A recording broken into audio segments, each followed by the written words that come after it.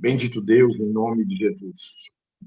Glorifico o seu nome por essa oportunidade, pela bênção de estar aqui, por tudo que o Senhor tem feito, pela tua bondade que excede o nosso entendimento. Muito obrigado por essa oportunidade de podermos nos reunir para dissertar a respeito da sua palavra. Quero, no nome de Jesus, pedir ao Senhor que nos abençoe nessa manhã, que possamos alcançar conhecimento, que o seu Espírito, Deus, revele no nosso coração a sua verdade, a sua vontade, a sua misericórdia, que o Senhor possa tomar conta de cada um de nós e nos abençoar dentro das linhas das Sagradas Escrituras.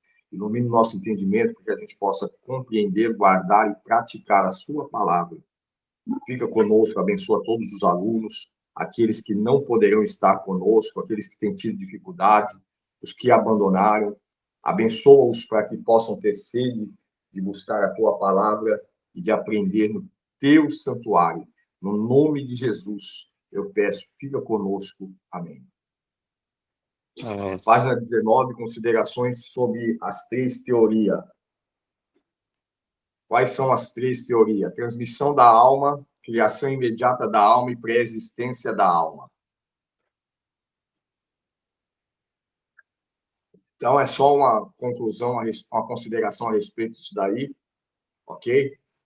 A pré-existência da alma é uma crença que nos leva a acreditar que a alma estava pronta em Deus. E aí a gente vai entender aquela palavra que está nas Escrituras dizendo que o homem é a primícia da criação. Como que ele é o primeiro se ele foi criado no sexto dia?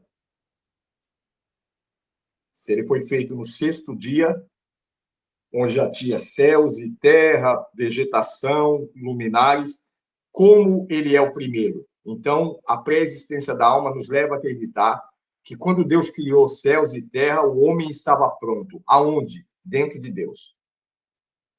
O homem é o motivo pelo qual Deus criou essas coisas, e não essas coisas é o motivo pelo qual Deus criou o homem.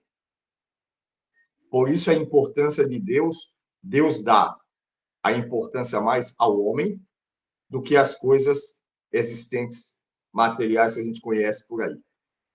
O homem é mais importante do que o sol, as estrelas, as ervas do campo, do que a terra, do que o mar, do que qualquer coisa que exista. Para Deus, o homem é mais importante.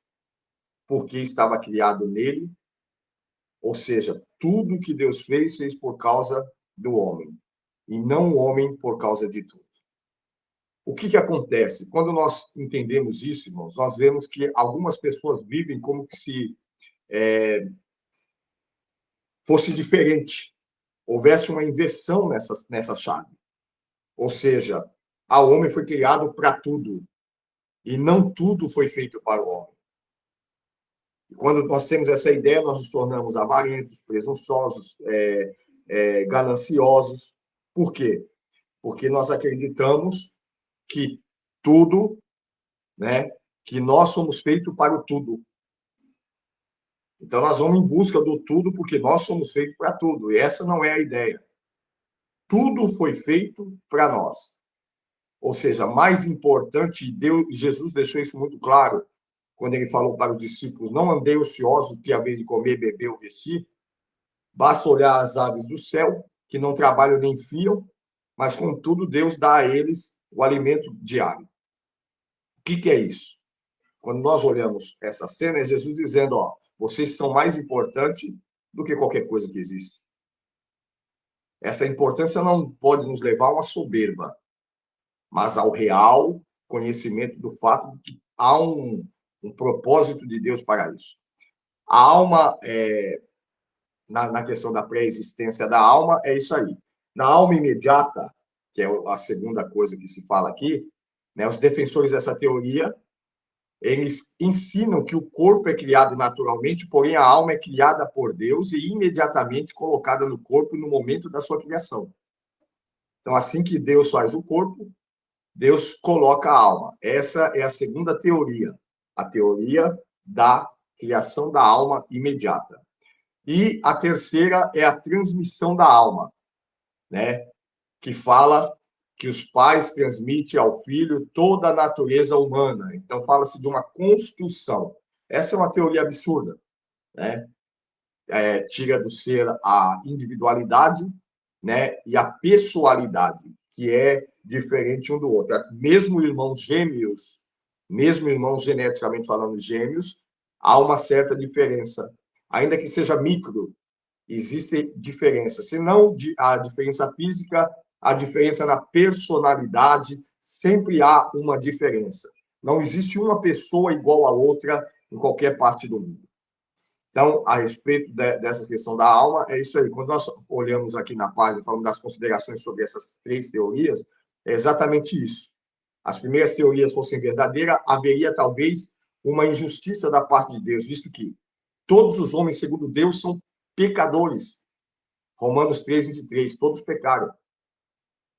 E se a alma, nessas duas teorias criadas por Deus, foi colocada no corpo, então o pecado passa a ser só do corpo e não da alma. Embora nós já vimos que toda a questão do nosso corpo, ou ela é um reflexo da nossa alma, e muito mais ainda, a questão da nossa alma é um reflexo dos desejos do nosso corpo. É muito importante. O corpo tem desejo próprio? Não. A inclinação a ele. Está entendendo? Para se ver bem dentro dessa caixa, nós nos inclinamos muitas das vezes à carne, e se inclinar à carne, nós já falamos por várias vezes, eu acho que não só nessa disciplina, mas em outras. A inclinação à carne é inimizade contra Deus, conforme está lá em Romanos. Então, o pecado faz parte da natureza humana, certo? Tanto dos pais quanto dos filhos. O pecado continua sendo a triste marca do ser humano. Isso não tem como desvencilhar, a não ser quando nós ganharmos o corpo glorioso. Por isso que Paulo cita, miserável homem que sou, quem me livrará do corpo dessa morte, o corpo do pecado? Ok? Enquanto estivermos dentro desse corpo, nós estamos sujeitos ao pecado. Ou seja, sujeito a pecar, não sujeito ao pecado. Vou repetir isso aqui de novo, que o Espírito Santo chamou minha atenção agora quando eu falei essa palavra. Sujeito a pecar, não sujeito ao pecado. Porque se eu afirmar que nós estamos sujeitos ao pecado, eu estou indo contra um versículo da Bíblia que Paulo escreveu a Roma dizendo o seguinte, que o pecado... Desculpem. Que o pecado já não tem domínio sobre nós. Então, o pecado já não tem mais domínio sobre nós. Não é o nosso senhorio. O pecado na nossa vida é uma escolha. E nós vamos ver isso na doutrina do pecado, que é a continuação aqui dentro. Dentro mesmo dessa disciplina aqui. Ela não termina, ela vai entrar em ramatologia daqui a pouco. Então, é isso aí. Agora, coisa importante, eu queria chegar aqui. O tempo da vida do homem, irmãos. O tempo da vida do homem. Qual é esse tempo? O tempo da vida do homem. Eu tenho tido vários embates, às vezes, com alguns irmãos, por falta de conhecimento, talvez, ou por uma utopia mental, espiritual, porque espiritualizam tudo, que dão desculpa para algumas coisas que não acontecem em sua vida. Por exemplo, estão esperando há muito tempo uma coisa que já era para ter resolvido, não resolveu, então eles falam assim, porque não é o tempo ainda. Eu preciso, antes de chegar a essa conclusão, analisar algumas coisas para me falar que não é o tempo. Primeiro, o que eu estou fazendo para que isso aconteça? Eu estou no caminho certo? Eu estou agindo condignamente a isso? Então, olha só. Para mim poder chegar a falar dessa questão de tempo, eu preciso compreender que eu preciso fazer primeiro uma análise do meu comportamento diante daquilo que eu estou esperando. É a mesma coisa do camarada falar assim, eu estou esperando Deus abrir uma porta de emprego, Deus não abriu ainda porque não é o tempo. É lógico que não é. Você acorda meio-dia, não sai para procurar, então não é o tempo mesmo. Mas Deus prometeu a porta, mas precisa acordar cedo e procurar o trabalho. Senão, você vai me responder que não é o tempo. Então, quando eu falo do tempo da vida do homem, eu preciso analisar que a primeira vez que Deus fala a respeito do tempo da vida do homem em Gênesis. Em Gênesis, Deus fala a respeito do tempo da vida de um homem. E lá na frente nós vemos o sábio Salomão, inspirado por Deus, falando a respeito também, através da sua contemplação, da sua sabedoria, do tempo da vida do homem. O tempo de vida do homem. A princípio, e os irmãos há de convir comigo, quando nós entramos no livro de Gênesis, nós vamos ver homens lá que viveram muitos anos, 600, 700, 965 anos, e assim sucessivamente. Nós temos Metusalá, ou Matusalém, que foi o homem que mais viveu, né? Filho de Enoque. Da época, Enoque teve Matusalém com 60 anos de idade, ele gerou a Matusalém. E quando nós vemos a vida de Matusalém, que o nome dele sugere ser um juízo que está vindo, o nome Matusalém sugere um juízo que está vindo, Metusalá, ok?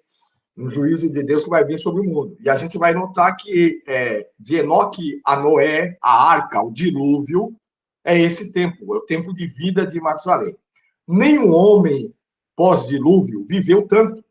Nós não temos homens de 200, 300, 400 anos depois do dilúvio. Nós não vamos encontrar mais esse tipo de homem. Nós vamos encontrar 100 anos, 120 anos, 130 anos, mas nós não vamos encontrar 200 anos, 300, 400 anos. A coisa aí diminui.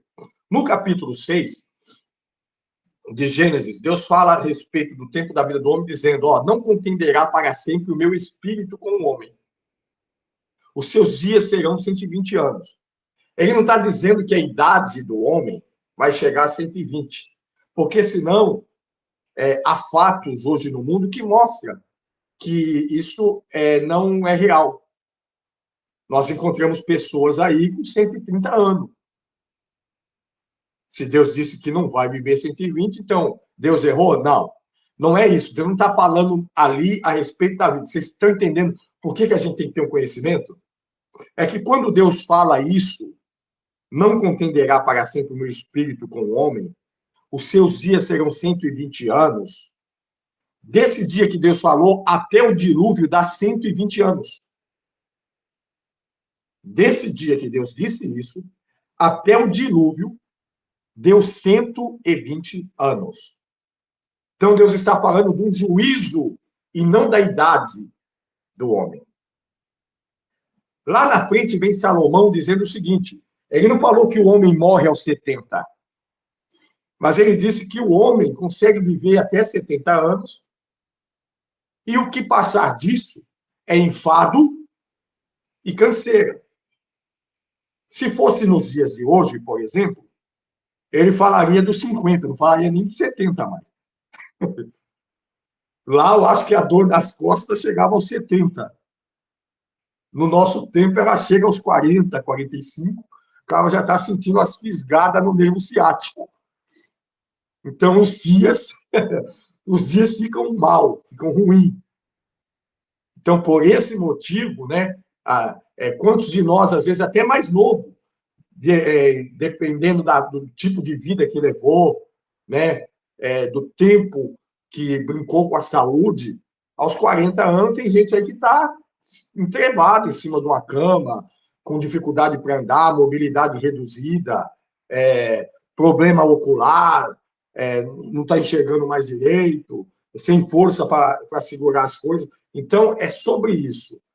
Por que é bom estudar o tempo da vida do homem, irmãos? Para entender a promessa espiritual de Deus. Deus faz uma promessa para nós, não é dentro do tempo dele, é dentro do seu tempo. Você acha que Deus não quer te usar com 20 anos de idade, cheio de saúde, que consegue andar 10 quilômetros a pé, sem precisar usar um carro? Ele vai esperar você ter 65 anos para pegar ônibus de bengala para te usar? Deus é sábio. Olha o nosso ministro Leite aí, ó. Entendeu? Ele é um jovem que Deus levantou para uma nação e Deus está usando ele lá. Com muitas dificuldades, às vezes, com necessidades, às vezes está pregando a palavra de estômago vazio, com todo respeito, Entendeu? Mas ele aguenta. Põe um de nós lá sem um café da manhã. É desmaio no meio do povo. Na hora que mandar o povo levantar a mão, nós somos o primeiro a cair. Vocês estão entendendo, irmão? Porque nós temos um corpo físico. E esse corpo físico exige algo de nós. Eu jamais vou conseguir andar a caminhada que o leite anda. Entendeu? A pé. Só se houver intervenção espiritual, intervenção divina, né? O Deus de Elias entrar na gente assim e fazer a gente correr mais do que os cavalos. Caso contrário, meu irmão, agora teve uma época na minha vida que eu tirava isso aí de letra. É sobre isso que nós estamos estudando no homem. Que se ele não se cuidar, se ele não tomar as vitaminas que vai perdendo ao longo do tempo, se calcificar, se ele não dormir bem, se ele não comer bem, se ele não se cuidar de uma forma geral, com 50 anos ele está quebrado. Não é que Deus não vai usar, Deus vai usar. Mas até depois que Deus usa, ele se sente moído. Não sei se os irmãos já pregaram, sair do culto. Eu, por exemplo, quando eu termino de pregar, meu irmão, eu preciso sentar uns 10 minutos, porque eu fico... O poder de Deus é muito grande, e seu corpo não resiste. Então, eu fico cansadíssimo, eu fico esgotado assim que eu termino de pregar, porque há uma batalha espiritual quando você está pregando, há uma situação ali, né? E quando você termina, seja pregando ou ministrando um louvor ou qualquer coisa que você está fazendo para Deus, e Deus está te usando, quando Deus termina de te usar, meu irmão, você não aguenta ficar de pé muito tempo. O corpo é cansado.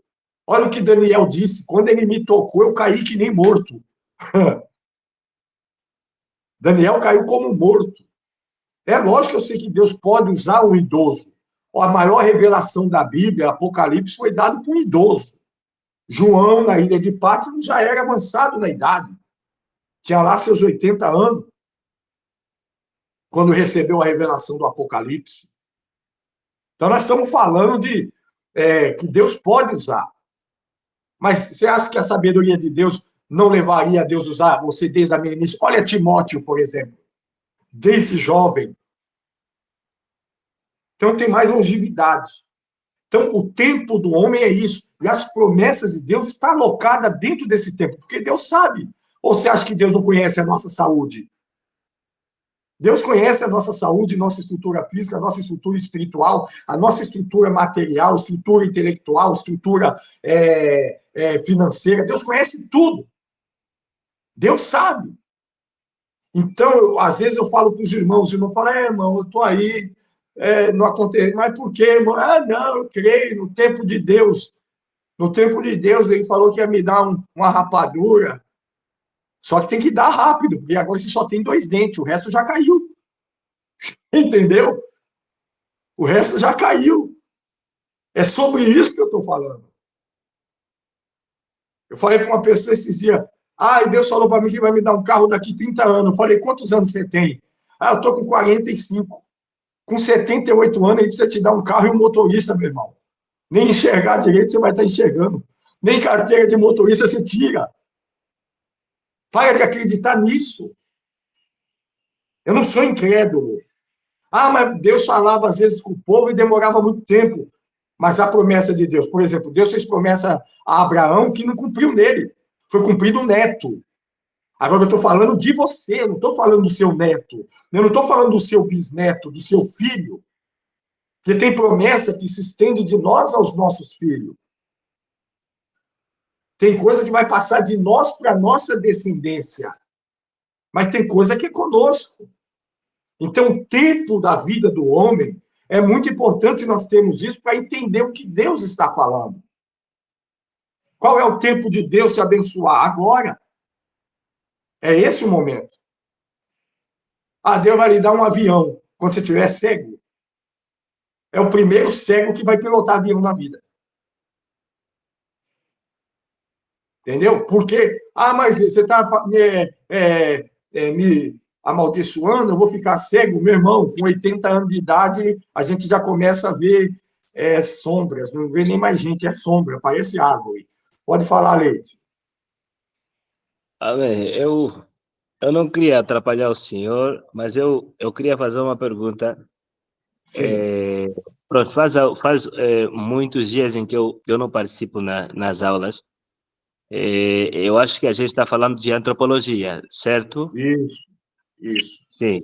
E dentro dessa disciplina, antropologia, eu queria perguntar qual é o posicionamento do senhor a respeito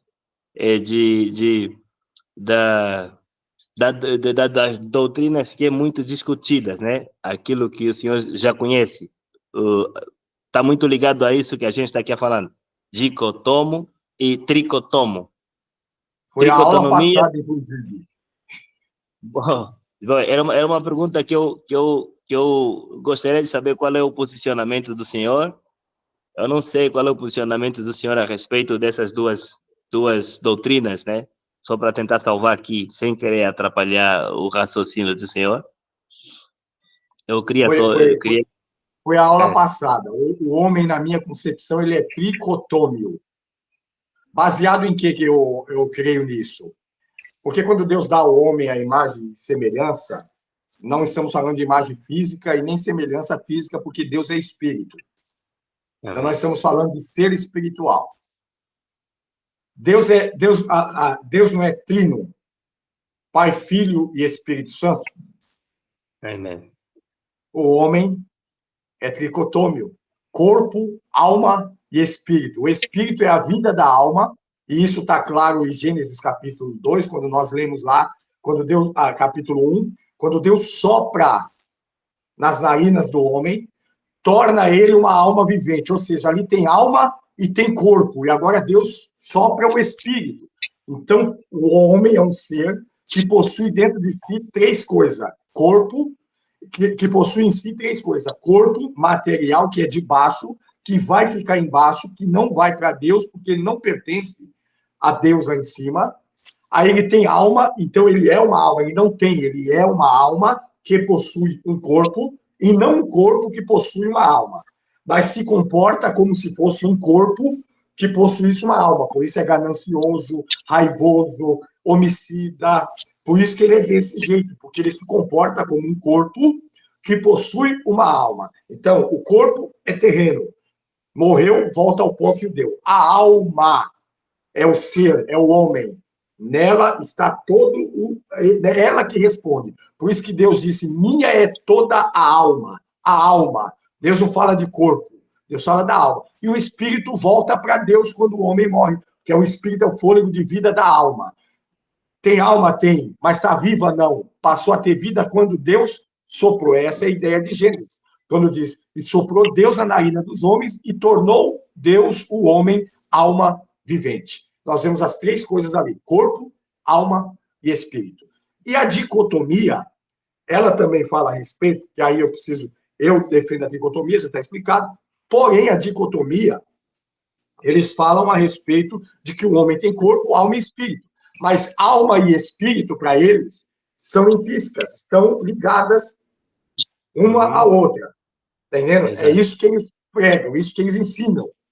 E em partes, é lógico, quando o espírito, quando nós recebemos, quando a nossa alma recebeu o fôlego de vida, é logicamente que ela ficou intrínseca com o espírito, ok?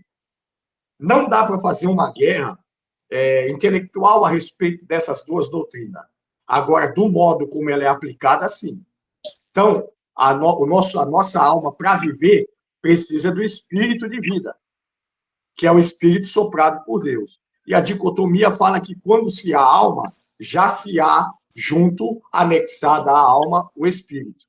Então, existem essas divergências entre essas doutrinas, mas eu fico com a tricotomia fazendo a partição. Por que eu gosto de fazer? Por que eu abracei a tricotomia? Para fazer a repartição. Porque a tirada do espírito é a morte da alma. Acabou. É o fim da vida da alma. Não existe uma alma morta dentro de um corpo. Existe um corpo que perece, tem prazo de validade. Existe uma alma que será julgada por Deus, ou salva ou condenada, certo? E o espírito de todos, independente de quem for. Eu não vejo essa ligação do espírito com a alma, porque já pensou, se o espírito fosse tão intrínseco assim à alma, existe o pecado na alma. Então, esse espírito automaticamente se contaminaria. E como que ele volta para Deus no final se ele se contaminou? Então, não tem como. Há certamente essas três partes, essa repartição: corpo, alma e espírito, que estão no mesmo lugar, sem a contaminação do espírito com a alma, porque ele é de cima, e a alma tem tendência a se contaminar com os pecados do corpo. A alma já tem tendência a se contaminar com o pecado do corpo. Já o espírito, não. O espírito é a vida. Então, por isso que eu defendo a tricotomia. Amém? Então, vamos lá. Voltando para o tempo da vida do homem. Mais alguma dúvida, Lei? Voltando para o tempo da vida do homem. Vocês entenderam a importância, irmão? Do tempo da vida, a gente saber e viver bem. Porque há alguns versículos da Bíblia que sugerem que a gente abrevie os nossos dias vivendo uma vida ruim. Vivendo uma vida ruim, nós abreviamos os nossos dias. E isso é muito ruim. Nós precisamos saber fazer a gestão dos nossos dias para poder viver uma vida, ter uma passagem por essa vida de uma forma notória. Quando nós juntamos essas outras passagens bíblicas, nós entendemos que o significado, né, que a palavra de Deus nos revela um significado muito importante para isso. Quando nós vamos comparar as passagens bíblicas aí na página de número 22, eu coloquei aí no meio dela alguns versículos como Daniel 12:2, né, Mateus 25:46, Lucas 16:19, é tudo referente ao tempo. Após a comparação, não há dúvida que a alma continua existindo eternamente. Porque ela vai seguir para um juízo. E o juízo da alma é eterno. Por que o juízo da alma é eterno? Por causa da eternidade da alma. E há uma briga terrível também teológica por causa disso.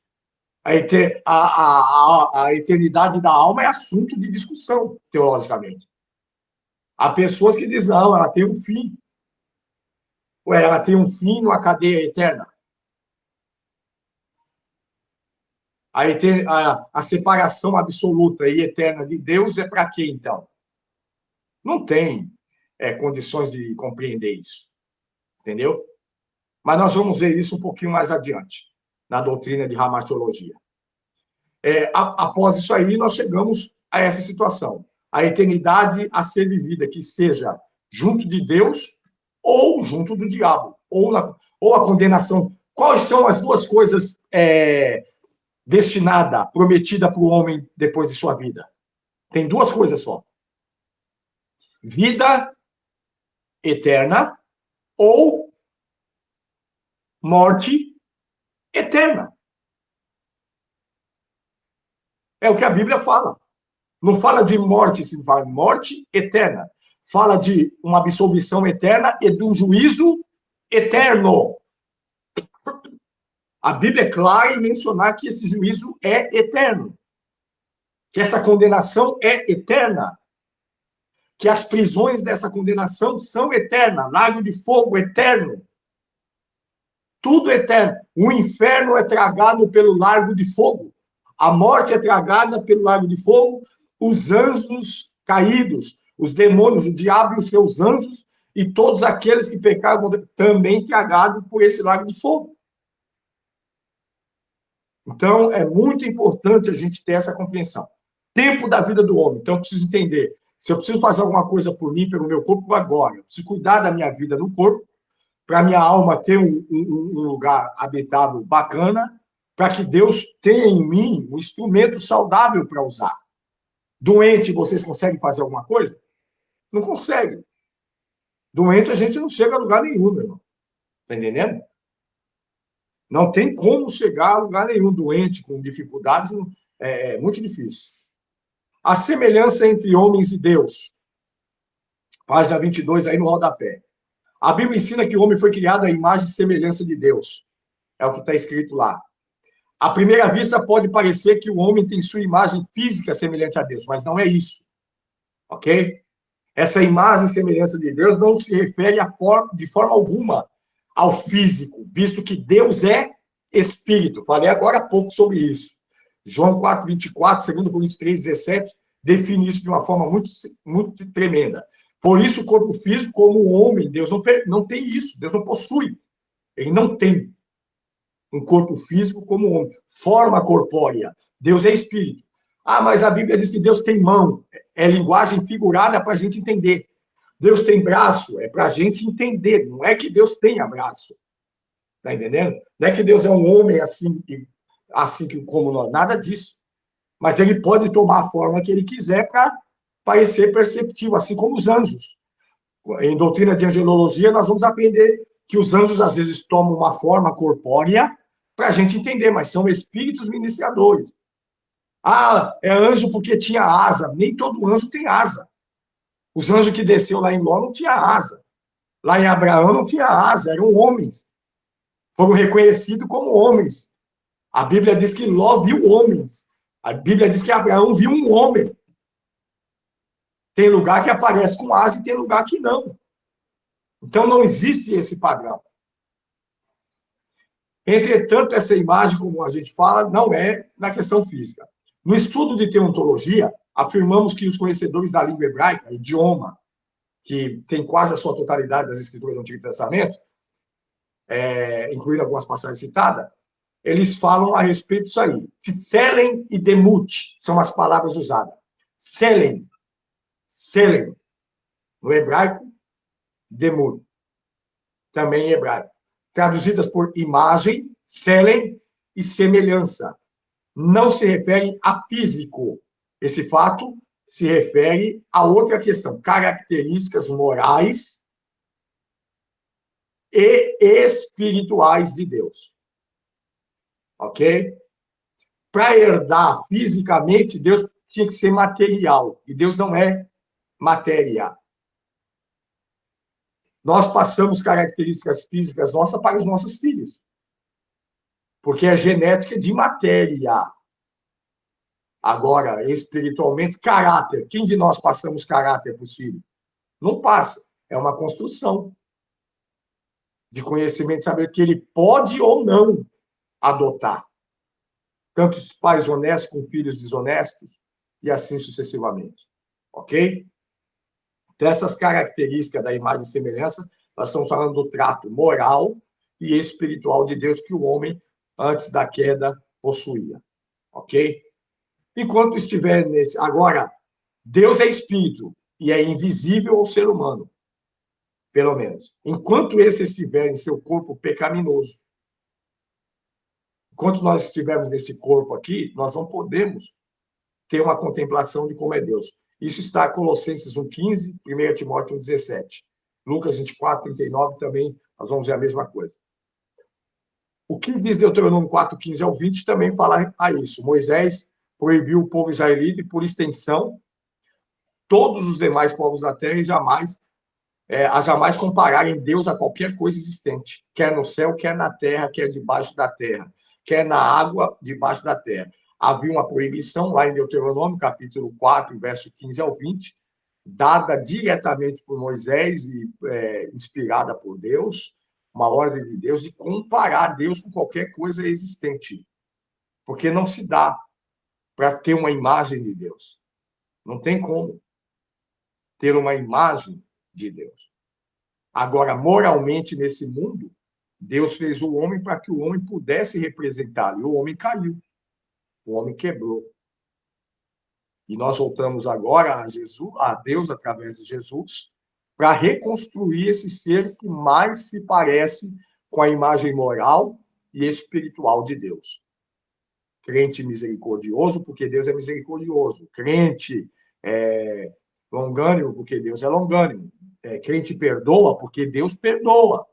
Crente ama, sem esperar nada em troca, porque Deus ama. Crente não trata as questões olho por olho, porque Deus é misericórdia e perdoa o pecado das pessoas. Então, nós temos que ter isso dentro de nós. Se nós somos de Deus, nós temos que ter coisas em nós que mostram que Deus verdadeiramente está em nós. E não por também obrigação, mas tem que ser coisas... Esses dias falaram para mim assim, falou, como que você recebe fulano de tal na tua casa? Fez isso com você, fez aquilo outro. Eu disse, mestre, a gente dá o que tem. Eu não sei ser diferente. Eu não vou recolher a minha mão. Eu não vou. Eu sou isso aqui. Eu não vou ser ruim. Se perdoou, se eu perdoei, perdoei. Se passou, passou. Mas vai que te pica de novo. Eu falei, não importa quantas vezes. Se eu for picado de novo, Deus que me livrou da primeira picada vai me livrar da segunda, do segundo veneno. Eu não posso conviver com isso. Eu sou cristão, tem que ter alguma coisa de Deus. E eu não me obrigo a isso, eu sou assim. É diferente de você estar fazendo uma coisa porque, eu vou fazer porque eu tenho que ser assim. Não é que eu tenho que ser assim, eu sou assim. Eu não tenho nada. Eu permito que o Espírito de Deus me molde segundo o caráter de Deus e segundo a palavra de Deus. É isso que eu permito. E quando eu dou essa permissão para que o Espírito de Deus faça isso, ele me transforma num outro homem. De maneira que perdoar, não levar mágoa para o coração, se torna uma coisa mais simples, mais fácil. Porque Deus limpa o seu coração. Então, isso é importante. Amém? Baixando aí, ó. Nós temos a semelhança, nós temos algumas semelhanças a ser tratadas, semelhança natural e semelhança moral.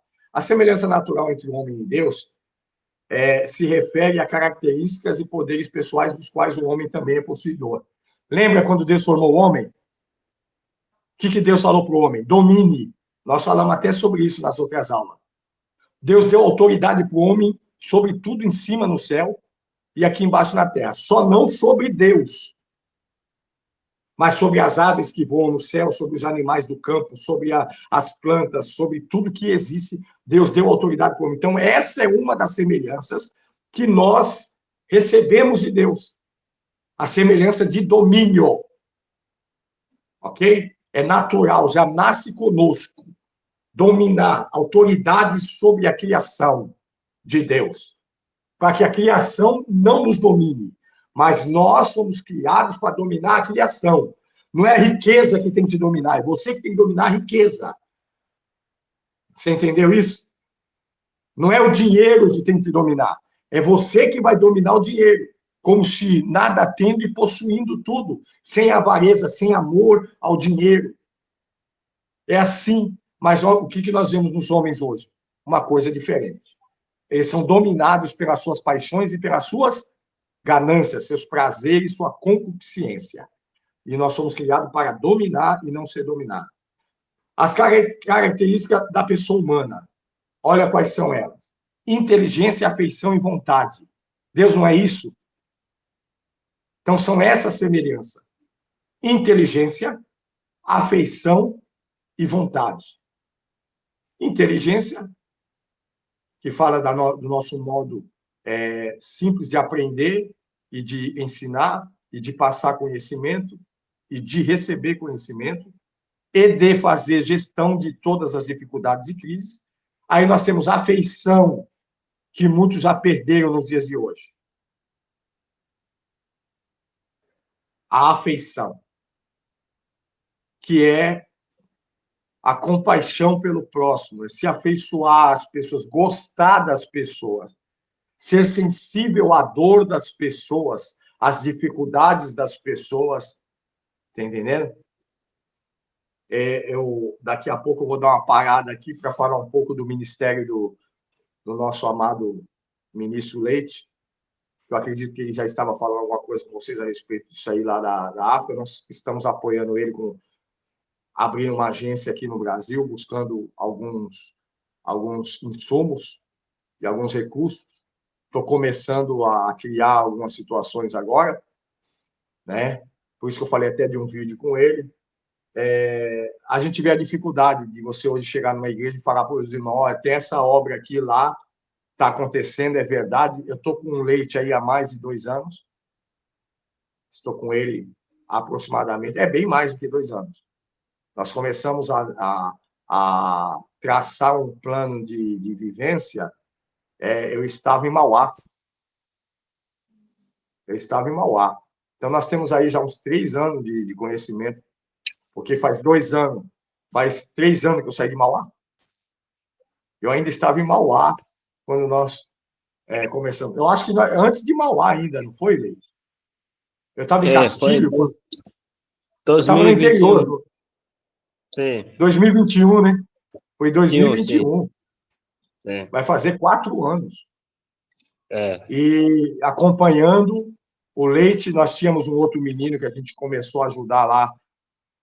Eu não vou citar o nome dele, mas é um menino lá de Moçambique que, infelizmente, não estava agindo com transparência. E nesses 4 anos que eu estou com o Leite, eu vou falar para os irmãos, o Leite nunca me pediu R$1, irmãos. Nunca. Um trabalho honesto e eu sabendo do trabalho dele lá, com as dificuldades que são inúmeras, dificuldade de locomoção. Tem um trabalho lá, irmãos, que não é nada. Ele precisa de R$10 por dia para poder ir lá visitar um trabalho que fica 450 quilômetros. Não é isso, Leite? Sim. Ele gasta R$10 para ir e voltar e não tem R$10 da nossa moeda. Aí fica um tempo sem poder ir lá. Como que ele vai andar 450 quilômetros? Passar no meio, das vezes, de uma savana, que eu não sei como é que é lá. Entendendo? Os perigos, as perseguições contra os cristãos lá são fortes. Às vezes, dos próprios irmãos. É terrível, terrível. Então, irmãos, eu resolvi agora me inclinar a isso, no momento mais crucial da minha vida, mais difícil. Entendeu? Que daqui a pouco, quando eu for falar a respeito dessa súmula, eu vou pedir para parar de gravar, para mim poder falar dessa agência e desse trabalho lá, do jeito que é. Então, nós contamos aí com a ajuda dos irmãos. Se vocês conhecem alguém que nós estamos criando uma arte, um chamado, que possa estar contribuindo com essa obra lá, eu estou voltado a estar abençoando essa obra. Assim, com a minha vida, eu não tenho nada. Né? Eu tenho passado... Irmão, eu tenho uma África aqui. Eu tenho vivido uma África aqui, em Itanhaém. Há 20 dias, um amigo meu me ligou, eu mostrei para ele... Eu fiz uma filmagem aqui da minha despensa. O Leite sabe disso. Do mesmo jeito que eu mostrei há 20 dias, está até hoje. Eu não sei como é que eu estou vivendo. Eu falo para as pessoas que quando acaba o sal na casa do camarada, até o devorador está passando fome. Então, eu tenho um vídeo aqui, está aqui. O meu amigo que me socorre sempre está em Aracaju. Ontem ele me ligou falando para mim que está em Aracaju. Eu tenho vergonha de pedir alguma coisa para ele. Mas a gente tem vivido isso aqui. A minha África é aqui. Mas ele tem a África dele lá em Angola. E eu quero me colocar à disposição enquanto tiver vida. Tenho me sentido muito mal, tenho estado com muitas fraquezas, muitas dificuldades, mas eu vou me colocar o resto da minha vida que falta, que eu ainda tenho para viver, viu, Leite? Pode contar comigo. Eu estou com você nesse ministério. Aliás, eu abracei esse ministério como meu ministério também. Estou do seu lado aí, embora eu estou aqui no Brasil. Nós vamos fazer o que tem que fazer. Deus cuidará de nós. Então, a afeição é exatamente isso. Eu não posso ver uma situação dessa daí e não ficar calado. Eu não posso. E a gente vê que o ser humano perdeu essa semelhança da afeição. E a vontade, que também é uma das características que tem em Deus. Quando nós falamos de inteligência, são as possibilidades dessas características que oferece. A inteligência dá ao homem o poder de pensar em coisas concretas, abstratas, inclusive sobre si mesmo. A afeição oferece ao homem o poder de sentir dor, amor, ódio, amargura, alegria, tristeza, entre todos os sentimentos bons e ruins, ok? Tanto em si mesmo como pelos outros. Então, nós temos esse sentimento. A vontade proporciona ao homem o poder de querer. ok? Dirigir-se a si mesmo, dar ordens, e assim obedecer ordens, e assim sucessivamente, como está descrito aí nas páginas conseguintes. Os poderes do ser humano, certo? São características estudadas que proporcionam ao homem 5 tipos de poder. Vamos ver quais são. Poder de pensar. Toda loucura cometida por um homem, às vezes é sem pensar, que ele não para pensar antes.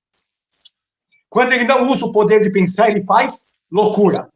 Comete besteira, compra o que não é para comprar, faz negócio que não é para fazer, precipita, perde nisso, é enganado, roubado, porque ele não usou o poder de pensar. Se ele parar no meio do olho do furacão e falar, vou pensar o que eu vou fazer, tudo muda. Às vezes, 5 minutos a mais pensando vai nos levar a uma estratégia boa. Poder de sentir, quando ignoramos o que estamos sentindo. Por exemplo, tem pessoa que quando vai parar no médico não volta mais. Por quê? Porque passou uma vida ignorando o que estava sentindo. Você pode notar as pessoas, eu senti uma dorzinha aqui nas costas, umas fisgadas, mas eu nunca dei conta. Quando eu fui ver, tinha perdido um rim. Você entendeu isso? É um poder que nós temos e que temos que usar. O poder de sentir. Se está sentindo, tem que parar, pensar, uma coisa na outra. E agir. Poder de querer. Deus não dá o que você não quer. Se você não deseja, Deus não vai dar. Olha o que Deus pergunta Jesus perguntou: o que queres que eu te faça? O cara tinha que querer. Jesus podia chegar lá e falar: levanta dessa cama aí e sai andando. Sai dessa cadeira de roda, não sei o quê. Não. O que queres que eu te faça? Então tem que querer. Querer melhorar, querer mudar, querer mudança, querer crescer. Tem que querer. Vocês estão aqui porque querem aprender, querem estudar, querem compartilhar conhecimento, querem ter alguma coisa também para me ensinar. Porque eu não estou aqui só para ensinar, estou aqui para aprender também. Nós aprendemos uns com os outros. Então, poder de querer. Poder de pensar em si mesmo, que é a consciência própria. Quantas pessoas você conhece que estão quebradas porque só pensa nos outros? Abriu mão de si para viver a vida dos outros. Quantas pessoas a gente atende com esse problema, irmãos? Então, esse é o homem. Quando nós não usamos esses poderes, essas pessoas estão fadadas a uma vida de depressão, a uma vida terrível. E o poder de dirigir-se a si mesmo, ou de direção própria, sem ser manipulado, ter personalidade própria, sem ser massa de manobra de informações. Você ter a sua característica própria. Você se veste para se sentir bem, não para agradar fulano, beltrano ou uma patotinha, uma rodinha, uma classe social. Você vive para se sentir bem. Isso é ser livre. Todos esses poderes podem muito bem ser confirmados na Bíblia Sagrada. O poder de pensar está lá em Salmo 4:11. Poder de sentir, que essa capacidade se manifesta no homem, física e abstratamente. O poder de sentir fisicamente está lá, Jó 33, Provérbio 21:17. Poder de sentir abstratamente, Salmo 1:2, 2 Coríntios 12:10. Eu coloquei aí para baixo, na página 27, vocês descendo aí, vocês vão ver todas as referências bíblicas. Eu quero que até que vocês estudem sobre isso. Poder de querer.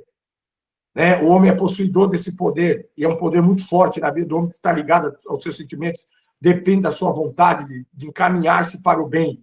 Provérbio 11:11 e 23, Romanos 2:10, fala a respeito desse poder. O poder de pensar em si mesmo, a autoconsciência, Apocalipse 4:20, 1 Crônicas 13:11, 14:19 e assim sucessivamente. Aí tem referências bíblicas. O poder de dirigir-se a si mesmo na direção própria. Ezequiel 3:15, Lucas 9:57, nos dá a nossa direção. Por isso que o jovem rico, quando Jesus fala, vende tudo, dá ao pobre, ele tem o seu poder de dirigir, ele vai dirigir a si mesmo e agora sai no rumo que ele deseja. A inteligência, a afeição e a vontade de Deus. Então, nós temos essas referências, né? Todos esses poderes dos quais o homem é detentor, Deus também possui. Por isso, o homem é naturalmente semelhante a Deus. Então, a natureza, essa questão da natureza do homem é semelhante à de Deus por causa dessas situações. Agora, como o homem usa isso é diferente de como Deus usa isso. O homem é mau, o homem toma direções opostas, muitas das vezes, à vontade de Deus e assim sucessivamente. Né? A natureza divina de Deus já não é dessa forma. A semelhança moral entre o homem e Deus, né,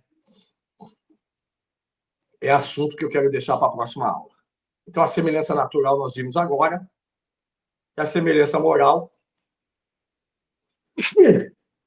nós vamos deixar para a próxima aula. Eu gostaria que essa aula terminasse de ser gravada agora, eu quero fazer uma ação